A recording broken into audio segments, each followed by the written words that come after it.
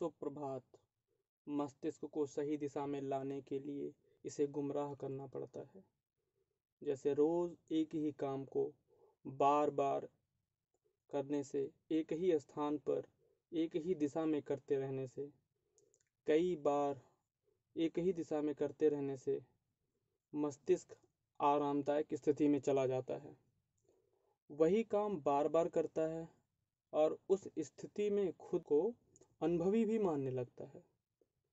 कुछ नया परिवर्तन शुरू करें पर बड़े उत्साह से सहमति देता है, पर आदतन इसके बाद में कुछ न कुछ बहाना मारकर उससे बचने की कोशिश करता है।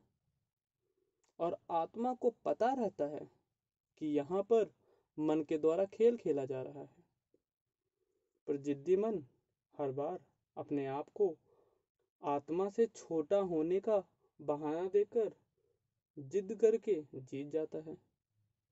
बार बार ऐसा करने पर मन यह समझता है कि मैंने जो किया वो अच्छा है और ये आदत की तरफ बढ़ने लगता है। हमें पता ही नहीं चल पाता कि ये सामान्य सी प्रक्रिया धीरे धीरे कब आदत बन गई, वो भी ज्यादातर मामले में बुरी आदत बन जाती है। और ज्यादातर समय शुरुआत में लगता है कि चलो एक दिन से क्या फर्क पड़ जाएगा, पर वो एक दिन तो है ही ना। पर कब एक एक दिन मिलाकर एक हफ्ता, एक महीना, एक साल और एक दशक बीत जाते हैं। पर अगर हम उनकी जगह नई आदत को विकसित करना हो, जो कि कठिन है पर असंभव नहीं है, लेकिन हर बार कुछ दिनों तक नई आदतों का शुरुआती दौर रहता है, फिर वही कुछ न कुछ बहाना, कुछ न कुछ और चैलेंज आकर हावी हो जाता है। जैसे नए वर्ष पर संकल्प लेते हैं नियमित योग का, प्रार्थना का, समय से सोने का। मैं सकारात्मकता को महत्व देता हूँ। मुझे कई बार खुद को नए नए चुनौतियां देना पसंद है। पिछला रविवार एक चुनौतीपूर्ण ही तो था कि जो मैंने एक निर्णय लिया और मैंने उससे कुछ सीखा। हालांकि मुझे स्वयं की मदद इस प्रकार की पुस्तकें पढ़ना पसंद है जो बहुत मदद करती हैं खुद की आगे बढ़ने में। पर जब मुझे चुनौती दी गई कि ये करना है, तो वहां पर मुझे आपके द्वारा दी गई चुनौती बहुत सामान्य सी लगी।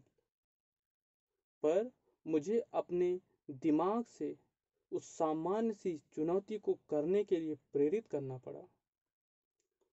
उस चुनौती में मुझे जो करना था कि मैं सुबह उठा और मोबाइल की मदद से तो मैं उठ गया और आपको फोन भी किया।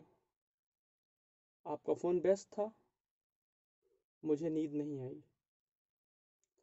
फिर अच्छा लगा कि वाकई ये समय उठने का होना चाहिए। जब घड़ी की सुइयों की टिक टिक की ध्वनि बहुत साफ तरीके से सुनाई देती है, जब टिड्डे झींगुर की आवाज शांत रहती है, एक नई उत्साह से भरा दिन इंतजार करता है। उस दिन कुछ बेहतर करने का और हमें स्वयं से भी बात करने का मौका देता है। भोर का स्वागत यदि किसी दिन मैं कर लेता हूं, तो वक्त जो 24 घंटे मिले थे, लगता है कि प्रकृति ने 48 घंटे दे दिए हैं।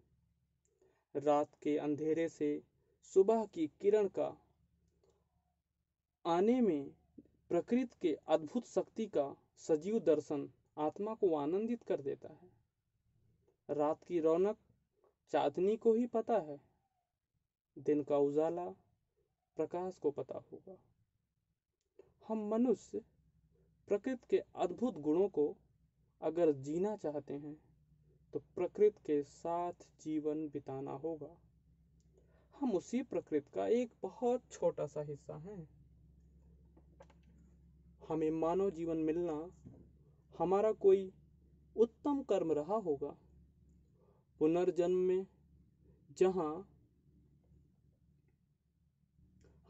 हमें मानव जीवन मिलना हमारा कोई उत्तम कर्म रहा होगा। पुनर्जन्म में जहां हम इस महान मस्तिष्क द्वारा उपलब्ध की गई भौतिक वस्तुओं का आनंद लेते हैं, प्रकृति के द्वारा उपलब्ध जीवनोपयोगी पदार्थों का उपभोग करते हैं, उपयोग करते हैं।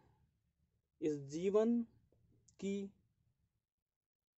सभी स्थितियों में खुद को बेहतर करके, अपने आप को बेहतर करके, समाज में सहयोग करके अपने आप को मनुष्यता का एक बेहतर तमगा दिलाते हैं। हम खुद से बदलने की शुरुआत करें। अच्छा परिवर्तन से ही हम बेहतर बनेंगे और खुद को प्रेरित करते हुए उन्नति करेंगे। ऐसी शुभकामना है। सादर धन्यवाद। गौरव द्विवेदी, 16 सितंबर 2020।